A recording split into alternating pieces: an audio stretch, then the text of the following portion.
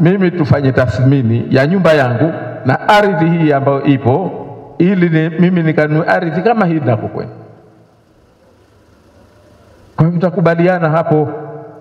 Lakini kama mnavyosema kwenye swala la nyumba, kuna kitu anasema kuna nyumba na ardhi iliyoungana nayo, haya dunia nzima, house na adjoining land.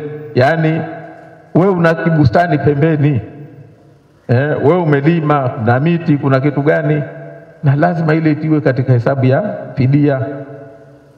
Sasa kilichofanyika ni kwamba wakati mwingine hii miradi inapopangwa, hawa wataalamu wetu wanakuwa labda hiyo kusaidia kwamba wanaona hawa wananchi watakwenda, tukaambiwa wahame, watakwenda kuhama, watalipwa kwa mujibu kilichonacho serikali. Sio hivyo.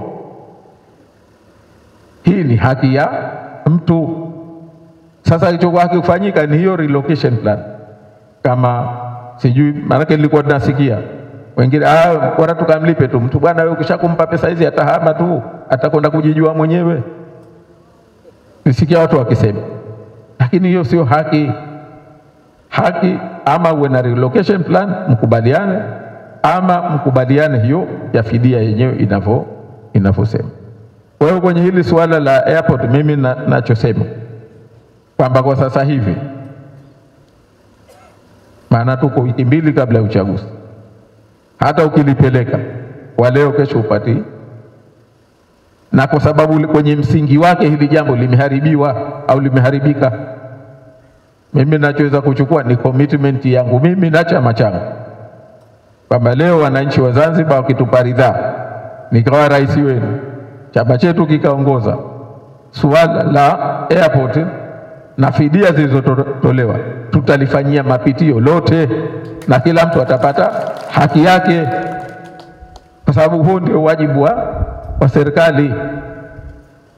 Na sisi hatutozingatia tu kwamba nani lakini kuna kitu ambacho mimi wenzangu nilikuwa siku zote nawaambia, na mpaka kesho nitaendelea kuambia, na ndio kwa sababu ndio position yangu, kwamba tunapofanya mambo haya, na mimi na uzoefu wa ile airport ya Zanzibar pale. Airport ya Zanzibar, mamlaka ya viwanja vya ndege walikuja na eneo lote lichukuliwe, ukawa mzozo siku nyingi. Wale wanaojua mzozo wa pale airport Unguja wanajua.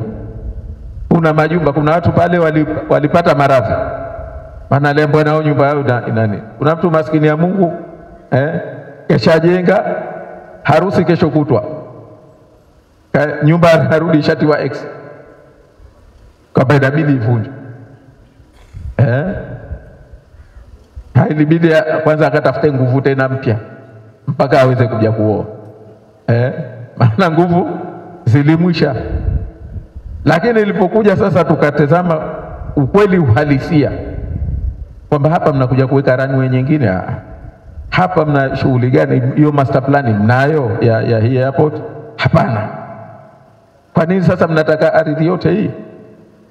Kwa sababu lazima tukumbuke Zanzibar tuna ardhi ndogo, maana Unguja na Pemba yote nzima tuna ekari zisizozidi 650,000. Jamani, hii ni ardhi kidogo, tukiambiwa tugawane hatutimii hata kila mtu robo eka. Kila mtu atapata ardhi kidogo. Sasa watu ardhi ya namna hiyo lazima matumizi yake yawe ya busara, yawe ya hekima, yawe ya busara kweli kweli. Pemba yote nzima hii haizidi ekari nadhani 238,000.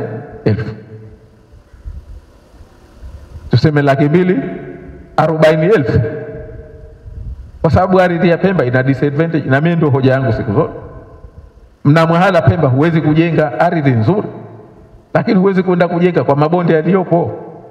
Ardhi unayoweza kujenga, ardhi unaweza kutumika ni ndogo. Kwa hivyo unapoamua wewe una mradi, tazama na hiyo ardhi unaokwenda kuichukua. Furaha si ardhi ya mjini, furaha ni ardhi ya vijijini ambayo ina watu wamejenga na ndio machumi yao, ndio humu, au sivyo jamani? Sasa hili ni tofauti. Na sasa suala ni kwamba kweli sijui nisemeje kwa Kiswahili, Lakini kwa kizungu wanapozingatia mambo yanasema is it absolutely necessary, yani ni lazima uchukue eneo lote hili. Haya mambo lazima uzingatie, kwa sababu uzingatie na hali halisi ya matumizi ya ardhi na ardhi ulionayo. Kwa hivyo haya yote ni mambo ya kuzingatia, na ndio lilozingatiwa pale Unguja. Kaambiwa jamani, hapo ilipopatikana pigeni ukuta, ndio muhimu.